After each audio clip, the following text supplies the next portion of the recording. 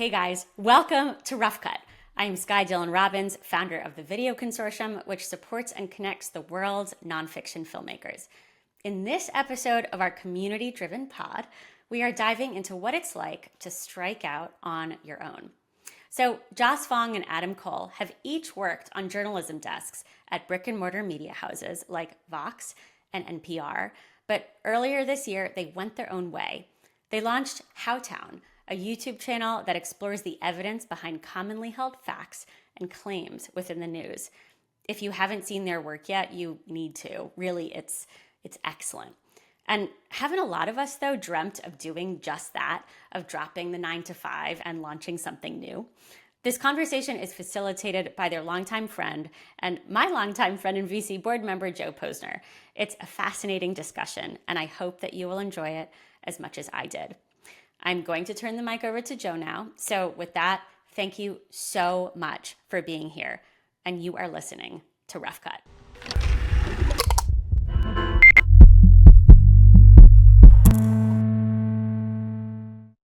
Adam Cole and Joss Fong, welcome to Rough Cut. Hi, Joe. It is Thanks. my pleasure. It is my pleasure to talk to, in my humble opinion, the two greatest living science video journalists in the entire world. Oh, that's a big claim. Yeah, don't hype us up too much. I'm biased. I'm Joe Posner, and I was lucky to work with you back at Vox. But I don't think it's actually that controversial a take. And we're here together because you're starting an unbelievably fun and interesting and insightful new series together. And I want to talk to you about it and ask you lots of questions about it. But before I do that, I feel like people should get a little bit of context about each of you before you started working together. If I can give you a little bit of an intro myself and ask you a question, each of you first. Yeah, fire away. If you can handle it. This is the part where I do hype you up to unreasonable proportions because it's how I feel about you. And I know that you're very humble. And so I want to make sure people understand how awesome you are. Adam Cole is a science journalist who has made so many videos that I love. You and I got to work together when you wrote like an amazing number of explained episodes for Vox and Netflix. And before that, you created the NPR video Skunk Bear. You made one of my all-time favorite infographics in 2012 where you morphed the campaign map and influence of money as cartograms. And you frequently make incredibly charming music within your videos. And I just wanted to ask you, when was the first time you started singing in your videos and why? Well, I have a dark secret of my original life on YouTube was in college. I would make little songs for a personal channel. This was long ago, but I think we had whatever original like iMovie or something like that on the library computers, and my college roommate had one of those flip cams. Do you remember those? It was like the original like wave of vlogging, and everyone had these little like handheld things. So I borrow that. So actually I had music in my videos before I was even science journalist, right? Or any like sort the of right thing. question is like, when did you bring journalism into the right? That's right. I'm secretly just like a YouTube musician who just got somehow terribly lost in the world of science journalism. Joss Fong is another science journalist whose videos I never want to miss ever, and we met back in 2014 when Vox was starting, and I was lucky to work alongside you for 8 years. We built Vox Video together and with an amazing crew of people. And I would argue that your writing and approach to visual storytelling and unbelievable work ethic truly changed the way that video journalism for thousands of people works, whether they know it or not. And the first video of yours that I saw was in 2014, and it was only 20 or 30 seconds long. The Phases of the Moon animation that you made. Yes, because by met me, you mean hired me. And I made that animation so that you would hire me because I was just out of the blue emailing you with very little to go off of. I mean, I had just come out of J school for science journalism. but, knew I wanted to do video without having a lot of clips to show. So I got on to After Effects and tried to make what I thought was like an explanatory visual about the phases of moon, put it on YouTube and sent it to you to try to prove that I could hack it. But really most of the learning happened on the job. That was just to get my foot in the door. But obviously a lot has changed since then, and you developed an incredible style that people continue to try to mimic. But what for you has stayed the same about your approach since making that animation? I think, the core thing that I just hammered at Box was that there's a reason a video is a video. And it's really easy to forget that, especially once you've done this for many years. And I have to keep reminding myself because the details of the research are so interesting and, so intricate and nuanced that you really have to pull yourself back into saying, I'm not a writer. I'm not just a writer, at least. I'm not a podcaster. I'm a video creator. And that means that my choices have to be guided by what I can show people and how I can use the visual medium to help sort of crack open people's comprehension of this thing. And just time and time again, that proves to be what works. It's what I like to see and what helps me understand things. And so sometimes I'll stray from it sort of in the interest of a format experiment, or just because I'm really, really drawn to a story that maybe isn't inherently visual. But yeah, I try to come back to that because I do think it's the key. And if people, I don't know if you're going to let us show people that, regardless. Sure. Yeah, okay, so if people are listening and can't see this, it is an animation that's just 20 or 30 seconds long about why the moon looks like it does in the sky. That people often don't think about, like, why does it look this way this day? And why does it look this day this day? And it's just very clearly, without any words, helps you understand. And just within a moment, you get it. And it's wonderful. And you still do that. Yeah, and it's now, nice when things are kind of literal that way. That's the thing that, like, if it's a thing in the world, and what's nice about the moon phases, for explanation, is it's not intuitive, as we are these humans attached to the sphere, and trying to picture the geometry of it is pretty tough, but a little animation can open that up. And then the question is, how do you use those same techniques for things that are less physical and literal? And that's where it gets pretty challenging. Yeah, but I feel like you actually stick to that. Like, I will never forget at some point, maybe in 2014 or 2015, you just turned over to me and said, like, I like concrete things. And I just will never forget that. Like, I just think it's just such a simple grounding idea. Like, just go with what the evidence can show. And you still do that. Yeah, it's a limitation because I tend to like dislike metaphors and stuff like that just because I find them unsatisfying. But it does sort of limit the whimsy and creativity when you're just like, but what is it? But what is it actually like made out of? And like, where are the gears? And like, that's what I'm drawn to. But it's not necessarily the most compelling storytelling technique, I would say. So are you saying that Howtown is not a metaphor? You've decided to work together now. And I would love for you to give the future citizens of Howtown listening or watching to this a brief introduction to what Howtown is. Do you want to take this one, Adam? Sure. Yeah, I mean, Howtown is a show about how we know things. It's the How Do They Know show on YouTube. So, each of our videos tackles a topic or a commonly held belief or a statement or a news headline. And instead of just telling you what we know, we try to delve deeper and talk about how we know it. A lot of times it's science, but we're not limiting ourselves to science, but it's sort of, what are the different techniques and methods and experiments that people use to figure out what is true? And, Howtown, we actually had a plan to make our intro sequence be a map of this town, of sort of knowledge that's surrounded by, forests of uncertainty, but there are different neighborhoods that correspond to different areas of knowledge. But honestly, it's very hard to map ideas. So this might go back to the question of like, how do you make a metaphor physical? So we still haven't landed on our perfect Howtown map. I think, maybe for our first year anniversary, we'll have a great map ready to go. I think we still both like that idea and want to bring it out. But yeah, I mean, we basically make medium-sized videos for YouTube that are like 10 to 20 minutes long. And then we make little shorts because that seems to be the thing that these platforms want us to do.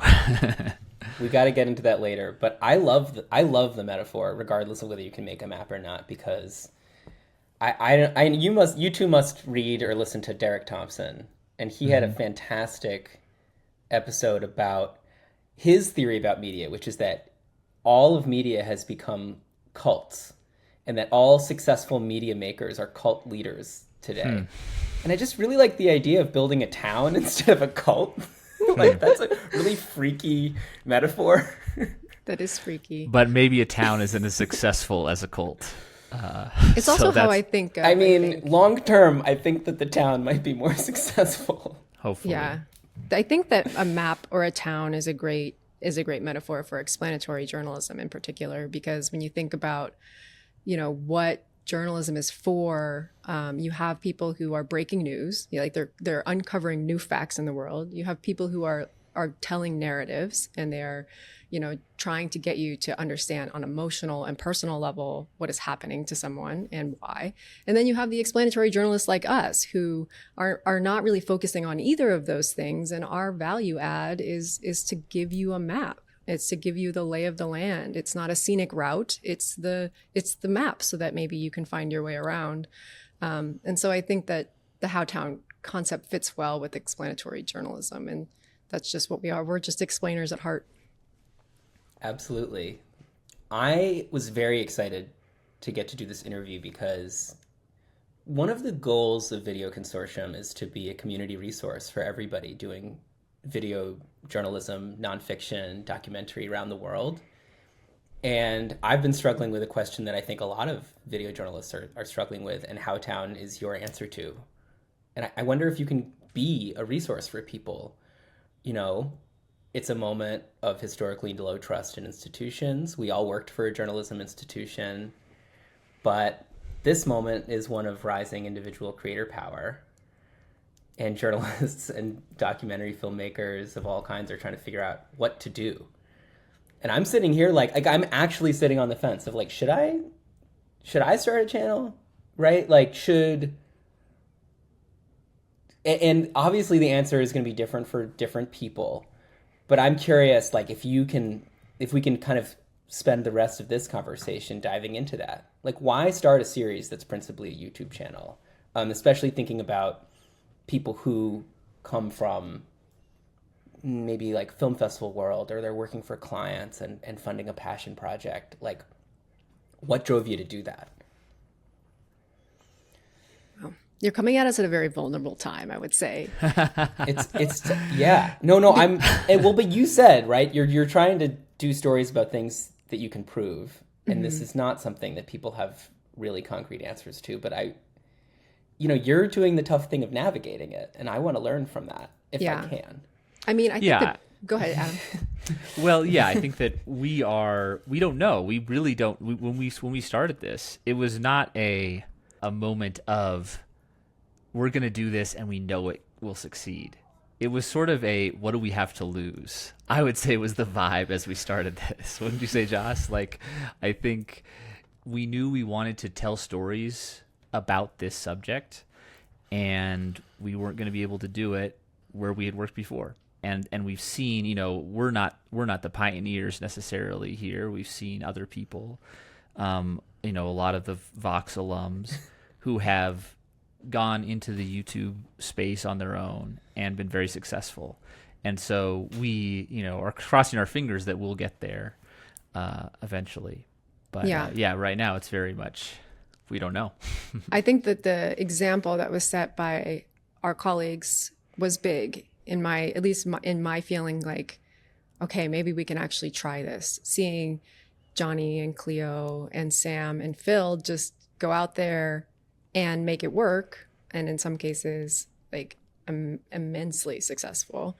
It's like, okay, if we can do like a fraction of that, then we can pay our bills and get by and have a good a good life and a good living, being able to do this really fulfilling and creative work. That's kind of what gave me the confidence. And then pairing up with Adam gave me the extra confidence, because I don't think I necessarily have what it takes to do it on my own. And that's not the only benefit, but I think doing it together has led us to a more interesting product as well. And that actually explanations, this is not something that's new to podcasters, obviously, but explanations are really well suited to conversation between two people. And Vox has always been a sort of just voice of God narration as the core format. But I think that in many cases, having someone be like, wait a minute, that you lost me there, can play a really big role in making these things make sense. I think to us, where we were working principally on YouTube before, it is an obvious question why that's where you would go when you're striking it out on your own. Or maybe it's obvious, but just can you explain like why is this the way for you? And why would other people consider doing this if they're not already? Well, YouTube is the platform that shares the most of its revenue with the creators. Shorts is like a little bit of a curveball there, because, and we're kind of writing out this transition right now and not totally sure what to make of it. But right now, our subscriber growth is like by and large a result of our shorts. And it's not even close. And there, the sort of the generosity of YouTube is a little less clear, because it's hard for them to, they can't put an ad on every short. They put one, I actually don't even know how the ads work on YouTube Shorts, but at least for TikTok, they throw one in there every 4, polls of the slot machine. So that's a big part of it, is like, if you can get a consistent audience on long form videos, YouTube shares a decent chunk of the revenue. And then aside from that, there's this whole sort of infrastructure built around finding sponsors for ad reads outside of YouTube's pre-roll, where there are companies that work to place those ads for you. There are sponsors who understand what they're getting when they put an ad on a YouTube video. Again, this is very similar to podcasts. They have their own infrastructure, but there was just nowhere else to go. It's where people go for video. It's where people make a living on video. If we're talking to a lot of documentary filmmakers, I think the calculus is completely different too, because it works for people who can have a kind of lower cost, quick turnaround production, relatively quick turnaround. But I haven't necessarily seen a ton of people making quote unquote films for YouTube and making a living doing that. Absolutely. They're different mediums, but I mean, one of the big benefits of YouTube is you really can't, like, even though you're right, it's like a slot machine, you really can reach millions of people and develop an audience of your own, separate from gatekeepers. That I feel like people are still learning that lesson today. It's the gatekeepers powerful. Or the algorithm. Choose your poison. Mm-hmm. Yeah. You just brought up shorts, and it's really interesting that is where so much of the audience discovery is coming from these days. So what makes a short, since it's obvious why make a short? What makes a really good short, and how is that different from the way you think about your kind of like full videos?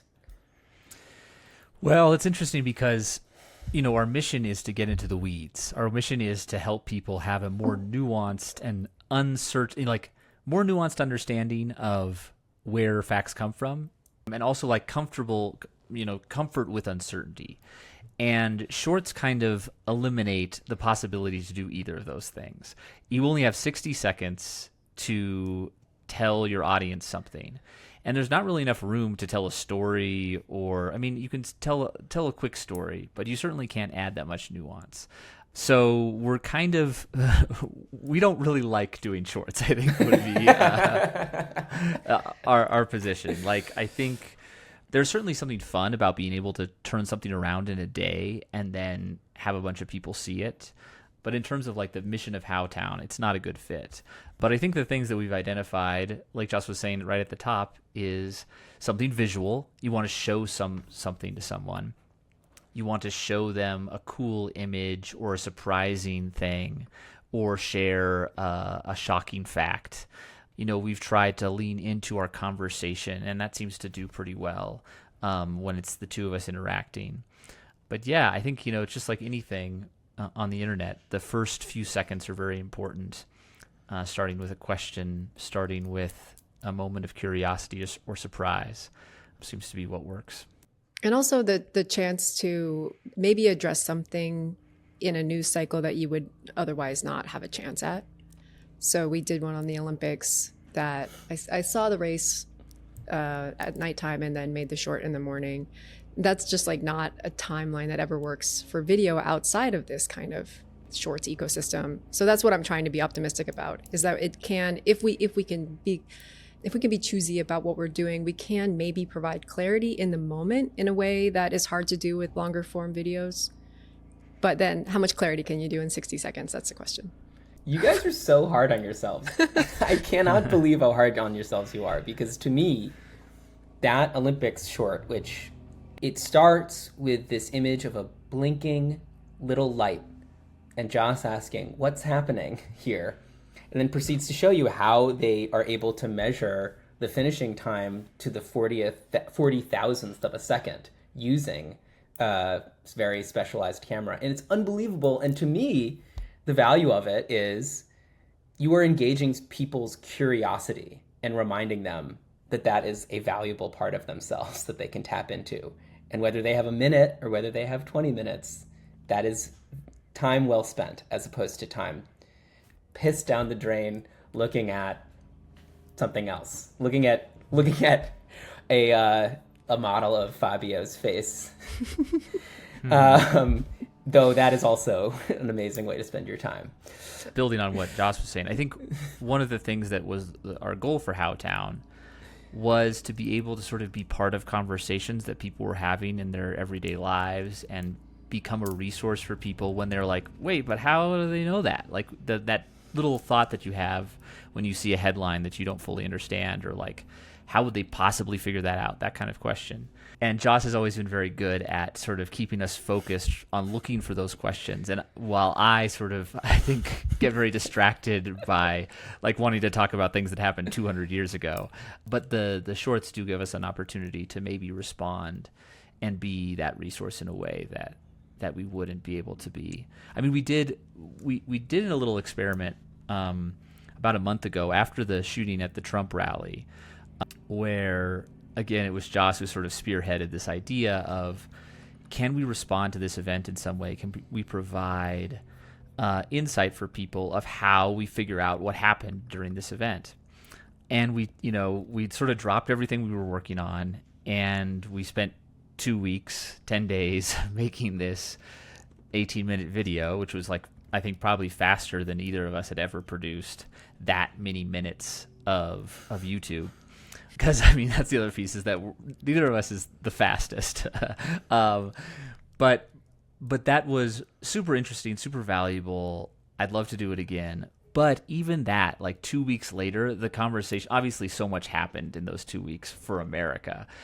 But, by the time we published it, even though it was like the fastest we'd ever turned something around, it was still like a little behind the wave of interest and curiosity around that subject. So, I think that just all speaks to how shorts could be a tool for us. It seems like it's a perfect balance, because I also feel like a piece of advice that I've gotten in the past is like, you want to be first or you want to be last. And like, those are ways of avoiding the middle, basically.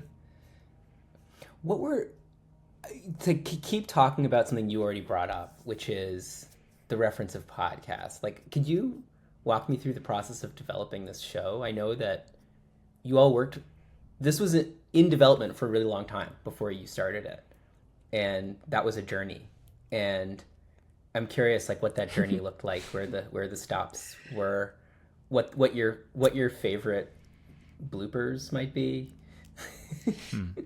Can an entire episode be a blooper? I mean, so the backstory is that, Adam and I have been talking for a while about starting a channel together, and our initial thought was maybe we could do it with Vox.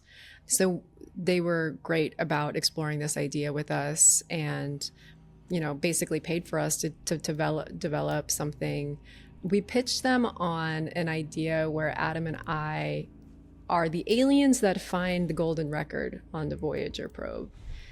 and follow the record to Earth to discover how science works on Earth. And we made 2 episodes of this show, which was called How on Earth, where we were literally purple alien hosts delivering explanations about research methods. And at the end of that process, which was both really fun and creative and also challenging in lots of ways, we came to the realization that the format, the concept of the format, and the mission of the content were a little bit at odds with each other. That we had to either choose whether to lean into the aliens discovering Earth storytelling or lean into the how do they know that mission, because putting them together was a little bit too much. And so we also decided to try out a format where we made a podcast, basically. It was like a video podcast. What would it be like if we had a conversation about research methods and then dropped in a few visuals that were necessary for understanding, but most of the runtime, the expectation was that people's eyes weren't going to be on the thing. So we made a version of that, recorded it. And then ultimately, it didn't make sense to continue with Vox for a variety of reasons. Probably the biggest one being that everyone knows digital media is in a really tough spot in terms of just making a business, and they weren't in a position to necessarily bring on a whole new channel and support what was going to need, production help and a budget and all of that. And we also at the same time were feeling like it would make more sense to do this on our own for similar reasons. Just like the overhead of a company makes, provides headwinds for an operation like ours.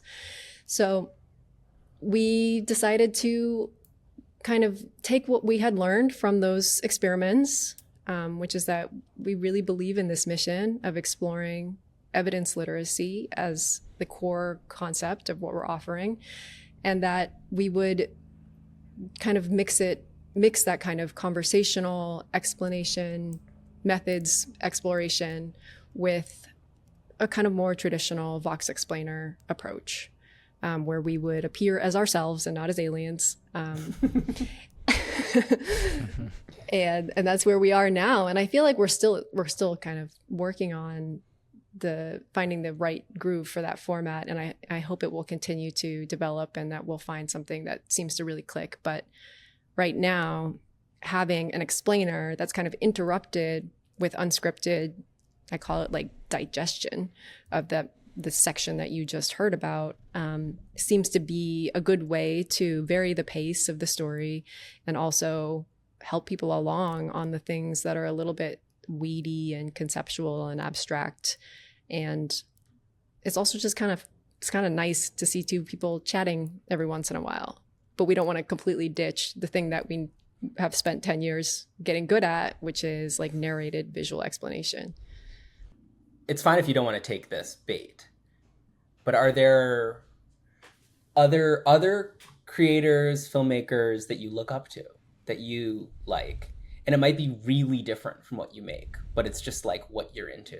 I'm just very interested in that. Like, my media diet is probably a disaster compared to y'all's, given how smart and amazing and curious you are.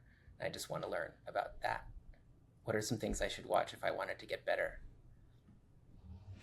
One of my bosses in years gone by at NPR, who was the head of the NPR visuals department, or it had many different names. I think it was like the multimedia department at one point. If you remember when multimedia was the big word. That was my title at Vox, multimedia. Same. Producer. That was my first title. Exactly. Multimedia. Yeah. We're all multimedia people. So anyway, the head of the multimedia department at NPR, he used to say that if you wanted to get better at making anything, you should read short stories and listen to jazz, which is like a very it's also like a sort of NPR stereotype thing to say. But I do think that there is some value to like looking outside of your genre for inspiration.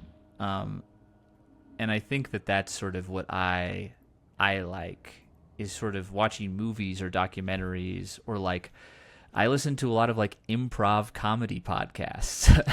and I wouldn't say that you wouldn't watch like a Howtown episode and be like, this is definitely inspired by improv comedy. But I still think that there are things, for example, in that realm, the world of like surprise is so important.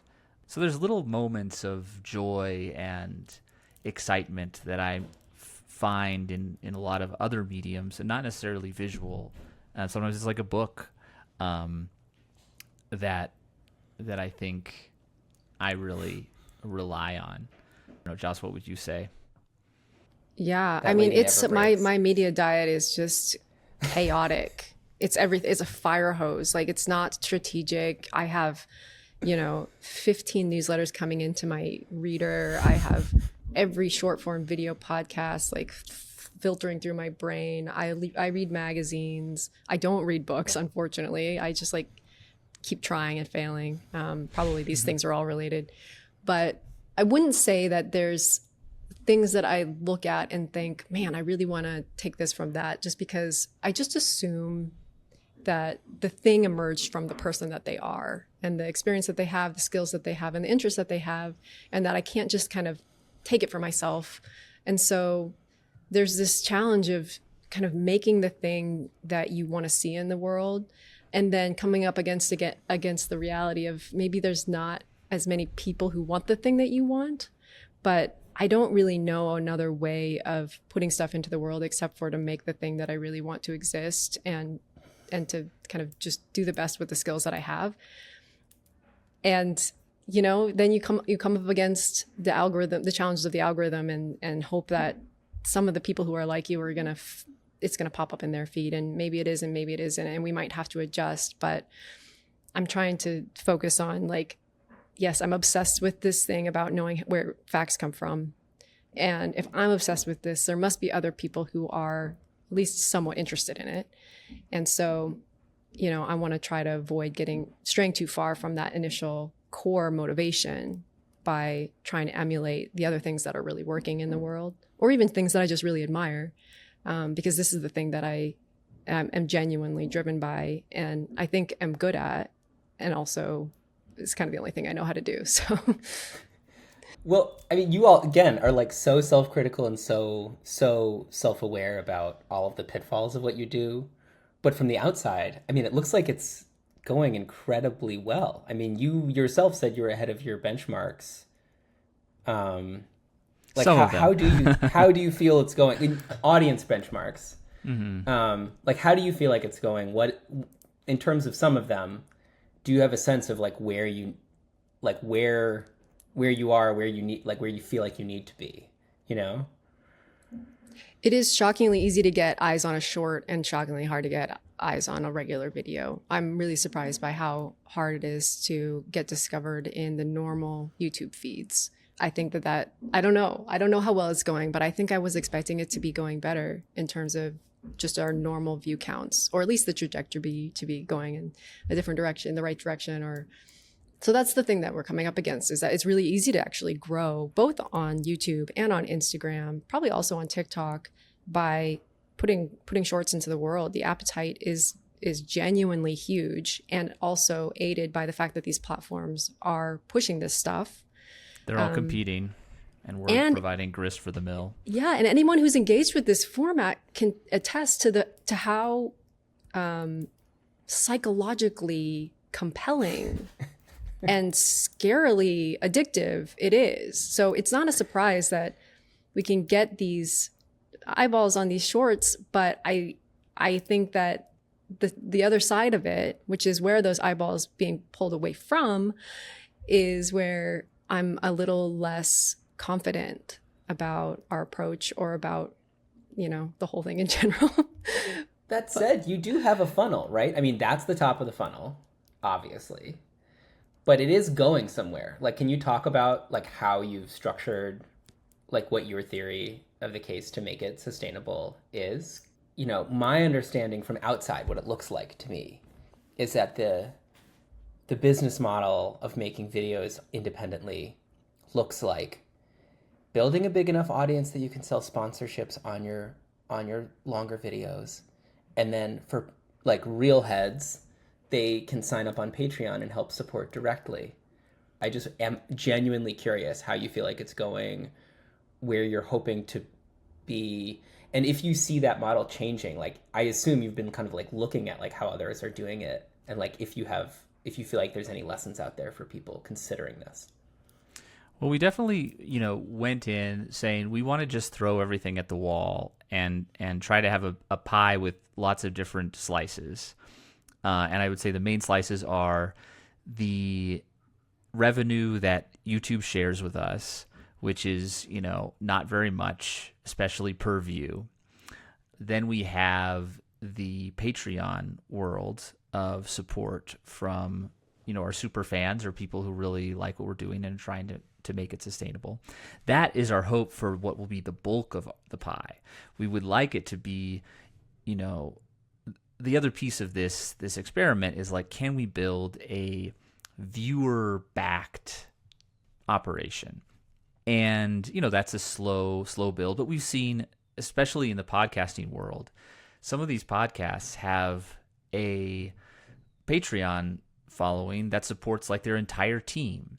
And so we know that if people get into what you're doing, you can build a base like that. It just takes a while. I mean, all this stuff takes a while.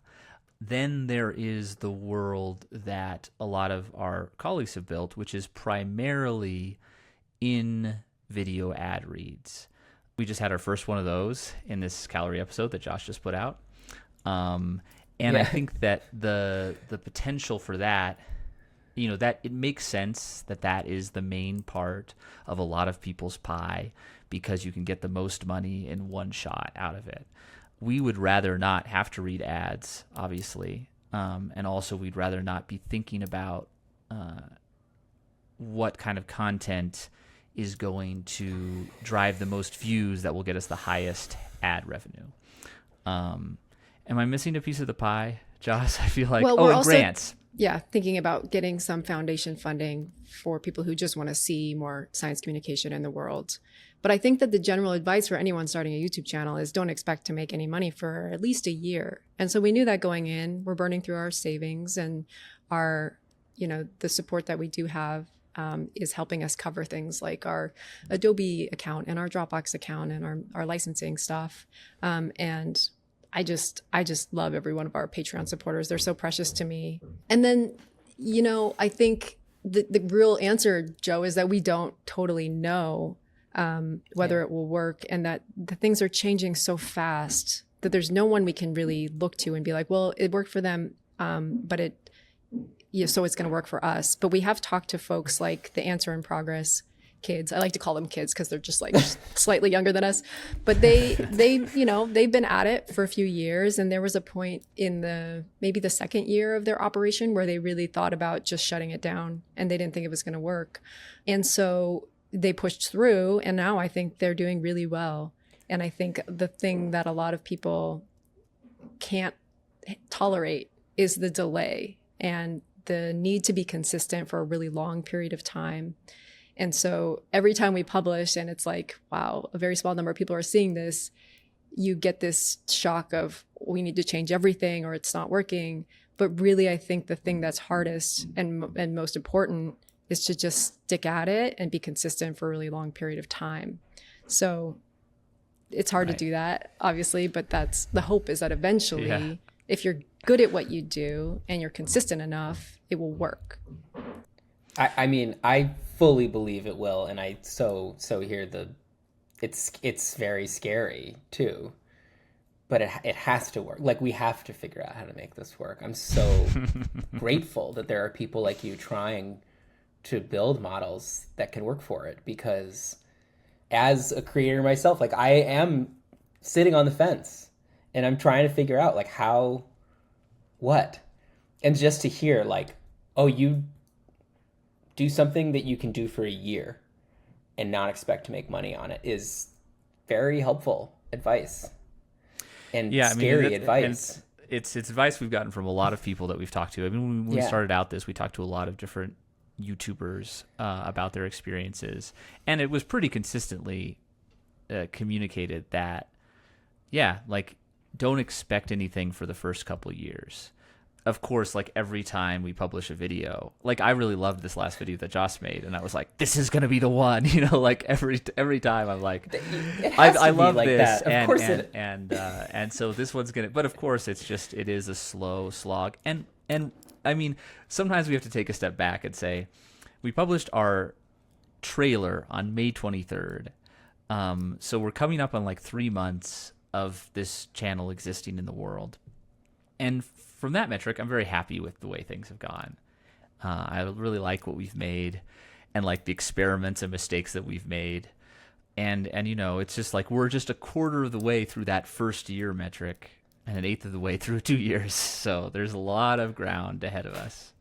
But also the ones that you've published thus far, I mean, the longer pieces that you've published are evergreen, and I mean, I as a fan of yours know everyone else will learn eventually, and then those. You have a wealth for people to find. So just to stick with the like specific actionable advice part of this conversation, if I wanted to start building a town, what's the key infrastructure? What are the frilly details? That clip in Back to the Future where they start throwing trash in the back of the that right at the end. I don't remember this, but sounds like a powerful metaphor. That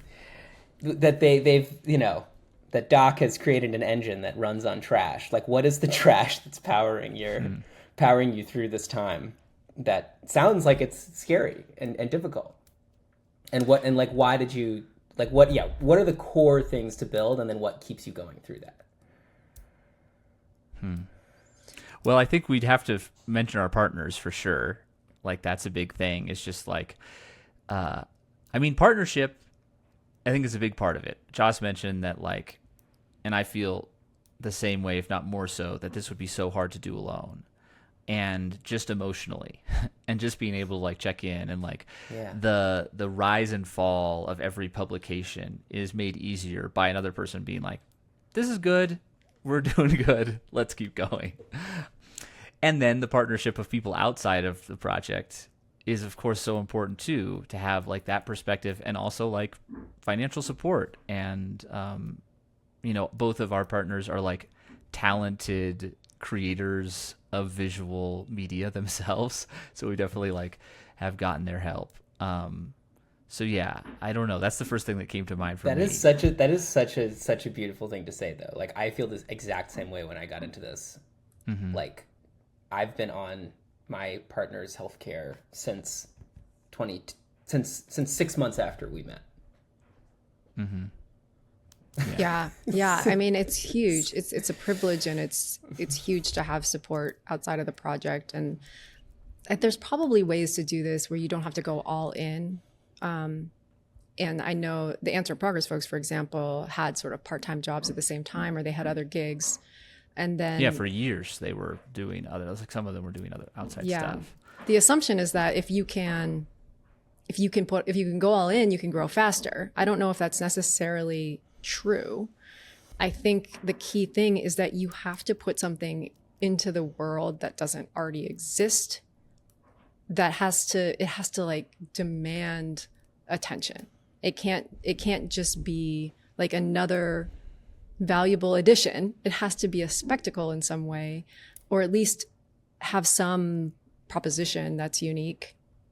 This is us giving advice from a position where we absolutely don't know if what we're doing is working. But I do think that you can't just assume that if you build it, they will come. You have to really be quite, you have to really study what exists and what works in this particular platform, and then, be strategic about how you package what it is that you can offer, because I think there's just so much competition. Everyone has the skills.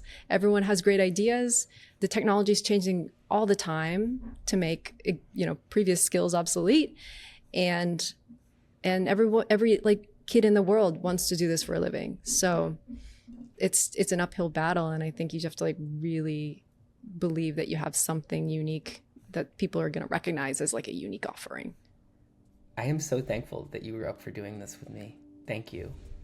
Thanks for having us. It's always such a joy to see you both. Fun to chat. This episode of Rough Cut was hosted by me, Joe Posner, and produced by Monica Goki. Executive produced by Sky Dylan Robbins and Kat Vecchio. Our original music is by Zach Wright. Thanks for listening or watching. Rough Cut is part of the Video Consortium, which is a global creative community and organization that supports the world's nonfiction filmmakers and video journalists to tell bold stories that catalyze change. We would love for you to join our nonfiction film family, and you can learn more at videoconsortium.org. And we love hearing from listeners. So if you would like to send us a note, you can find us on Instagram at Rough Cut Podcast, or you can send us an email at podcast@videoconsortium.org. And don't forget to rate us and leave us a review on Apple Podcasts and subscribe. Thank you, and see you soon.